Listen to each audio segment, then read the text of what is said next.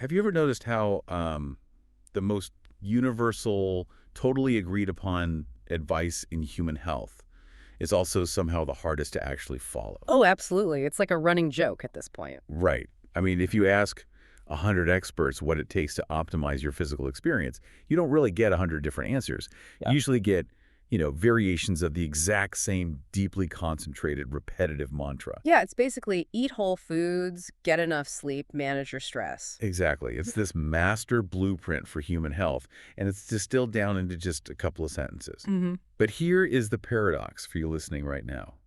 If this blueprint is so incredibly basic, why are so many of us constantly exhausted? Like, why are we fighting brain fog and crashing at our desks at 3 o'clock in the afternoon? Well, it's mostly because we tend to view those instructions as like a moral checklist rather than what they actually are, which is a deeply interconnected biological skedaddle. Biological schematic. Right. We treat things like eat your vegetables or get some sleep as this sort of generic lifestyle advice, just good things you should probably do. But the source material we're looking at today for this deep dive, it doesn't treat them as suggestions. No, it really doesn't. It presents this tightly woven matrix of variables. And, our mission today is to deconstruct this single, incredibly dense paragraph. Not to tell you what to do, because honestly, you probably already know that. Yeah, we all know we should eat better. Exactly. But we want to look under the hood at the mechanical, physiological reality of how these specific inputs physically alter your moment-to-moment existence. Okay, let's unpack this. Yeah. Because this source material does not waste a single syllable. It jumps straight into the foundational materials required for our diet. It's very direct. Very. It presents a specific list, and it explicitly states we need, quote, whole foods, rich in protein, fiber, healthy fats, fruits, vegetables, legumes, and whole grains. That is the complete inventory. Right, that's the whole list. Yeah. Now, to help visualize this, I usually think about building a ship to cross a massive turbulent ocean. Oh, I like that analogy. Yeah, so choosing these specific whole foods, it's traditionally described as building a sturdy ship out of solid oak and forged steel. You need those heavy, dense materials to survive the waves. You need structural integrity. Exactly. Whereas if you're relying on highly processed foods, it's like trying to cross that exact same ocean in a paper boat. The second you hit open water, you just sink. But, I mean, moving past the metaphor, how does that oak and steel actually function inside the human gastrointestinal tract? Well, what's fascinating here is how the source text specifically marries the macronutrients, so the protein, fiber, and healthy fats, directly with the physical food categories like the fruits, vegetables, legumes, and whole grains. It puts them together. Right. It's defining what whole foods means in a functional, structural sense. You asked about the oak and steel in the gut. In nutritional science, we actually call this the food matrix. The food matrix. Yeah. The text isn't just giving you a grocery list of isolated chemical compounds to swallow. It's demanding that you consume them in their original structural packaging. Meaning like taking a fiber supplement powder and just washing it down with a whey protein shake doesn't give you the same biological outcome as eating a bowl of lentils, even if, the macros on the back of the label look completely identical. Functionally, it is an entirely different biological event. Wow. Oh, yeah. The physical structure of a whole food, like the cellular walls of the legumes or the intact fibers of the whole grain, it literally acts as a physical barrier in your stomach and small intestine. So it's not just about the nutrients themselves. Exactly. If we use your ship analogy, those intact plant cells are the hull of the ship. When you eat a whole apple, your digestive enzymes have to physically break down those cell walls just to get to the sugars inside. And I imagine that takes time. It takes time and it requires energy. We call that the thermic effect of food. So the body actually has to work for it. It's essentially burning calories just to dismantle the oak and steel. Precisely. And more importantly, that fiber acts like a thick, viscous mesh net in your digestive tract. Enmeshed. Yeah, it physically traps the sugars and carbohydrates, which slows their absorption into your bloodstream to a trickle. Now compare that to your paper boat. Let's say a highly processed pastry. Right, the stuff we usually reach for. Exactly. The food matrix of that pastry has already been pulverized in a factory.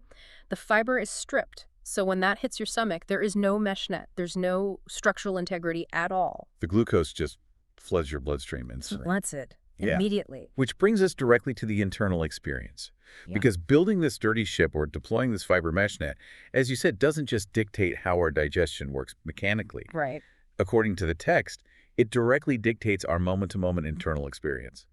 But I actually have to push back on a specific piece of phrasing the text uses here to describe that experience. Okay, let's hear it. The source claims that consuming this specific matrix of whole foods will reduce cravings and improve satiety. Yes, it does say that. I read that, and it sounds like a distinction without a difference to me. Aren't cravings and satiety just the exact same concept? Is the text just being repetitive, basically saying you won't be hungry twice? I get why you'd think that. On the surface, it absolutely reads like repetition. But from an endocrinology perspective, so looking at your hormones, the text is actually implying a two-front approach to your daily appetite. Two fronts, okay. Yeah, they are entirely separate biological mechanisms. Reducing cravings tackles the psychological and physiological desire for food before you eat, Okay. while improving satiety addresses the state of fullness after you eat. Walk me through the difference in the body. Like, how do these whole foods fight on two separate fronts? Let's look at cravings first. A craving is driven heavily by a hormone called ghrelin. Ghrelin. Got it. Ghrelin is produced in your stomach, and it signals your brain that it's time to seek out energy. When your blood sugar crashes, which is exactly what happens about an hour after you eat that highly processed paper boat pastry, Mm-hmm.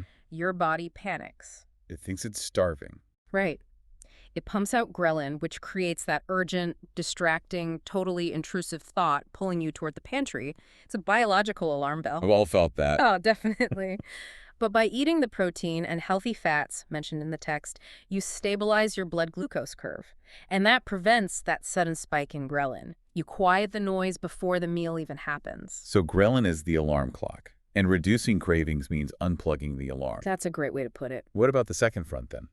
Satiety. Right, so satiety is what happens after the meal. And it's governed by a completely different set of signals. This is where the physical bulk of the whole foods, the fiber and the water content in those fruits and vegetables really comes into play. Because it's heavy. Yes.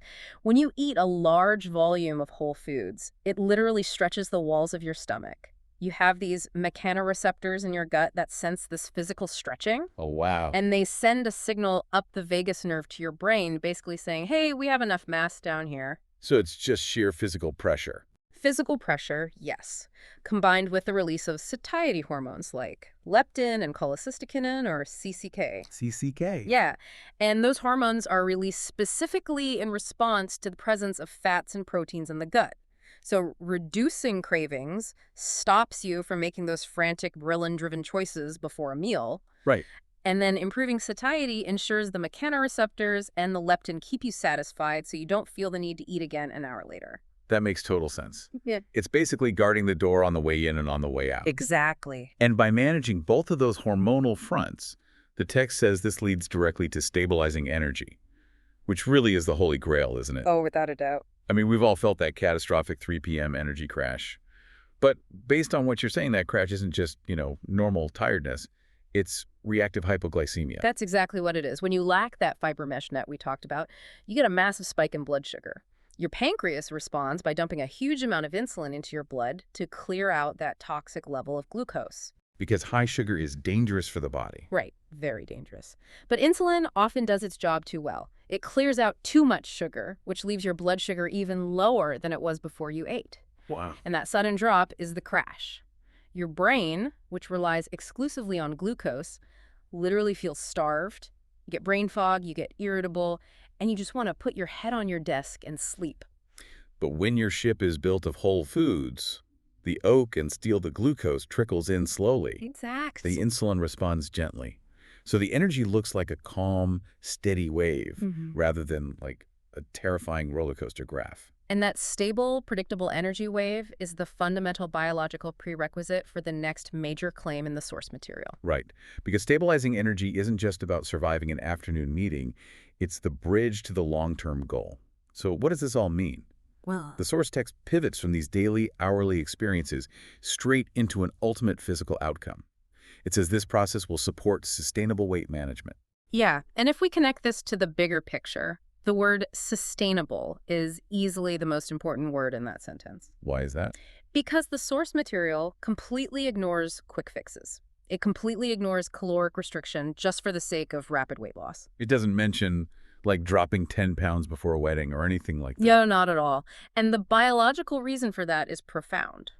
If you try to manage your weight by just white-knuckling through caloric restriction, without first securing your cravings, your satiety, and your energy through whole foods, you are actively fighting your own endocrine system. You're fighting biology You are fighting millions of years of evolutionary survival programming. because your ghrelin levels are screaming and your leptin levels are rock bottom. Yes, your body literally perceives a famine. And human willpower is just a cognitive function localized in the prefrontal cortex. Okay. It requires immense amounts of energy to maintain. So if your blood sugar is crashing, your prefrontal cortex loses its primary fuel source, which means your willpower literally biologically depletes. So it's not a moral failure. Not at all. You cannot out-willpower a hormonal survival signal indefinitely. The text presents the combination of whole foods, satiety, reduced cravings, and stable energy as the mechanical sequence required to make weight management sustainable. It makes it a natural byproduct of hormonal balance. Exactly. Rather than an exhausting daily test of mental endurance. That is such a relief to hear, honestly. Yeah. It takes the emotion and the morality completely out of dieting. It's Yeah. just cause and effect. You build the right structures in the gut, you balance the hormones, and the weight management just takes care of itself. It really does. But just as you, the listener, think you have the complete formula dialed in, like, okay, I'm going to eat the legumes, deploy the fiber net, balance my ghrelin, there is a massive sudden shift in the source material's second sentence. It reveals the unseen variables. Right. Think diet is the whole game, and then the text drops the final commands. It says, plan balanced meals, stay hydrated, sleep well, and manage stress for lasting results. And this raises an important question. If you flawlessly execute the dietary blueprint, if your plate is a perfect ratio of protein, fiber, healthy fats, and whole grains, but you routinely sleep 4 hours a night and your stress is completely unmanaged, Yeah. will you still get the stable energy and the sustainable weight management promised by the text? Well, based on the way this is written, no, you won't. It places those lifestyle factors on the exact same level of architectural importance as the food itself. It does. But mechanically speaking, why? I mean, let's look at stay hydrated first. We know water is important, but how does it interact with that food matrix we were just talking about? Well, water is the literal medium for every single metabolic reaction in your body. We talked earlier about fiber forming a viscous mesh net in the gut, right? Yeah, trap for the sugars. Soluble fiber actually needs water to expand and form that gel-like consistency. If you are chronically dehydrated, that fiber can actually cause severe gastrointestinal distress rather than smooth digestion. Oh, wow. So the machinery basically seizes up. It absolutely seizes up. And furthermore, your body stores carbohydrates in your muscles and in your liver as glycogen. Glycogen. And for every gram of glycogen stored, your body requires about 3 grams of water. 3 to 1. Yeah. So if you aren't hydrated, you can't properly store and access that energy, which immediately compromises your energy stability throughout the day. That makes the stay hydrated command much more functional than just like a general wellness tip on a water bottle. Oh, it's highly functional. But then we get to the heavy hitters of the lifestyle matrix. Sleep well and manage stress. Yeah. This really feels like where diet and environment collide. They don't just collide. The environment actively overwrites the diet. Overrates it. Let's look at sleep deprivation. When you don't sleep well, it doesn't just make you emotionally cranky, it fundamentally alters your cellular biology. Yeah. Just 1 or 2 nights of poor sleep drastically increases your body's insulin resistance. Meaning your cells actually stop responding to the insulin that's trying to clear the sugar from your blood. Exactly. So even if you eat that perfect bowl of whole grains and legumes, your sleep-deprived cells won't open their doors to let the glucose in. So it's locked out. Right. Your blood sugar stays elevated, your pancreas has to pump out even more insulin to compensate, and you end up storing that energy as fat, all while your actual muscle cells remain starved for fuel. That explains why you feel exhausted, despite having literally just eaten a healthy meal. Exactly. And what about stress? The text explicitly links managing stress to lasting results. Yeah, so chronic stress keeps your sympathetic nervous system, your fight-or-flight response, permanently engaged. Okay. And this means you have a constant drip of cortisol into your bloodstream. Now, cortisol's primary job in an emergency is to flood your blood with quick-access glucose so you can, run from a predator. Which makes sense if there's a bear chasing you. Right. But it actively breaks down muscle tissue to convert it into sugar. And worse, it severely blunts the effects of leptin. Our satiety hormone. Yeah. So if your stress is through the roof, your body thinks it's running from a bear all day long. It doesn't care that you ate a structurally sound, fiber-rich meal. Not at all. The cortisol basically hijacks the system. It artificially elevates your blood sugar and suppresses your fullness signals. It does. And furthermore, high cortisol and poor sleep activate the endocannabinoid system in the brain. Wait, isn't that the same system affected by cannabis? It is the exact same system. Huh. This literally alters your brain chemistry to seek out highly palatable, calorically dense processed foods. The munchies. Literally. Your brain actively pushes you toward the paper boat foods because it thinks you are in a life or death survival scenario and you need rapid, immediate energy. That is wild. And so the structural integrity of the food you ate Right. is completely undermined by the chemical environment of your body? Yes. If the cortisol is too high, the whole wall comes down, no matter how good the dietary bricks are. Exactly. Which means lasting results, that final promise in the text, are functionally held hostage by your lifestyle. It forces us to acknowledge that the plate of food in front of you and the amount of sleep you got last night are having a constant, ongoing conversation with each other. They are part of the exact same biological system.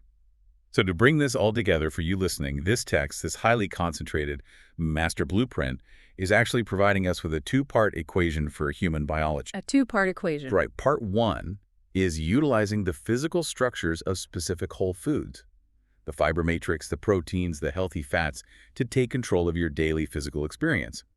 You use these foods to mechanically quiet the pre-meal ghrelin, to lock in the post-meal leptin and mechanoreceptors, and to smooth out your blood glucose curve, which effortlessly creates the biological conditions for sustainable weight management. That is the internal physical foundation. And part two is the environmental lifestyle matrix.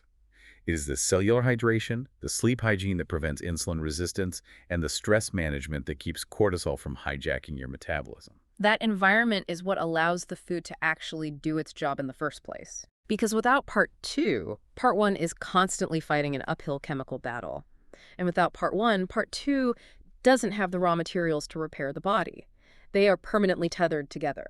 Here's where it gets really interesting, and I want to leave you with a final thought to mull over as you go about your day. Let's hear it.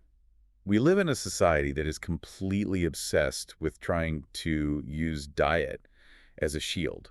Like, we look for the perfect combination of macros or the ultimate superfood to somehow neutralize the fact that we are sleeping 4 hours a night and running ourselves into the ground with chronic stress. But based on the physiological reality we just analyzed, is that fundamentally impossible? The biology certainly indicates that it is. It suggests that you simply cannot out-eat a high cortisol lifestyle. No matter how perfectly you build your ship, no matter how intact the food matrix is, if you constantly steer it straight into a chemical hurricane of unmanaged stress and cellular exhaustion, your metabolism is going to take on water. It has to. You have to navigate the waters of your environment just as carefully as you select the materials on your plate. Thank you so much for joining us on this deep dive. I highly encourage you to take a look at your own daily equation. Look at your balance between the structural whole foods you consume and the hormonal environment you are putting them into. Make sure your ship is actually built for the specific ocean you're trying to cross. We will catch you next time.